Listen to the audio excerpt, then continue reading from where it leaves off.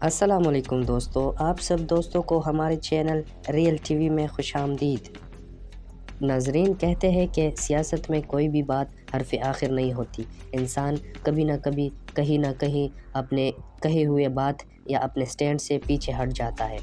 ناظرین، اگر ہم پاکستانی سیاست کی بات کریں تو آج کل پاکستان پیپل پارٹی اور پاکستان مسلم لیگ نون کی بڑی محبت ایک دوسرے کے لیے جاگی ہوئی ہے۔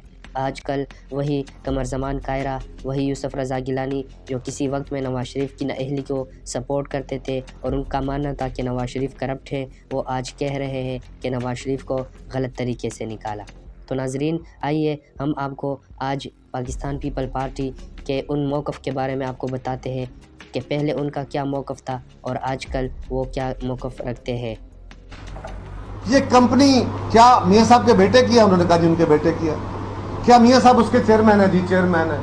کہ 10,000 درہم ان کی تنخواہ ہے؟ جی ہے، پر لی نہیں ہے۔ انہوں نے دکھایا کہ اس اکاؤنٹ میں جمع ہوئی ہے، انہوں نے کے ڈاکومنٹس میں سے۔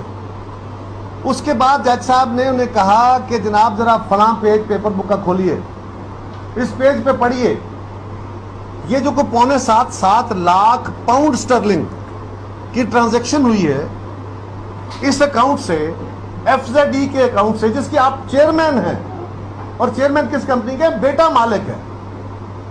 وہی بیٹا جو اپنے باپ کو کروڑوں اربوں روپے گفٹ دیتا ہے، باپ واپس اس بیٹے کو دیتا ہے، پھر باپ دوسرے بیٹے سے لے کے اس بیٹے کو دیتا ہے، اس بیٹے سے لے کے اس بیٹے کو دیتا ہے، ان دونوں سے لے کے بیٹی کو دیتا ہے، بیٹی سے لے کے پتہ نہیں پھر بیٹے کو دیتا ہے۔ یعنی عجیب سی ٹریل ہے، وہ دیکھے تو حیران ہوتے ہیں۔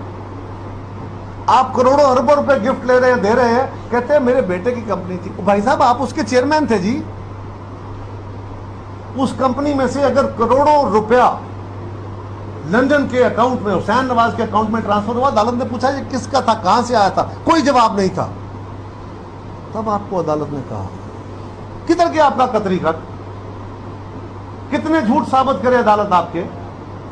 ایک پہ ایک جھوٹ اب بولتے گئے، اور آپ کے جھوٹ الٹیمیٹلی گرتے گئے، تاش کے پتے گرتے گئے، اور تاش کے پتوں کا تو ناظرین، آپ نے پاکستان پیپل پارٹی کے انتہائی اہم رہنما قمر زمان کائرہ کی باتیں سن لی، جس میں وہ خود بتا رہے ہیں کہ نواز شریف کو کیوں نااہل کیا گیا تھا، مگر آج کل عمران خان کی وجہ سے یہ سب اکٹھے ہوئے ہیں اور آج کل یہ سوال کر رہے ہیں اور سپریم کورٹ کو ہی مورد الزام ٹھہرا رہے ہیں کہ انہوں نے غلط طریقے سے نواز شریف کو نکالا تھا۔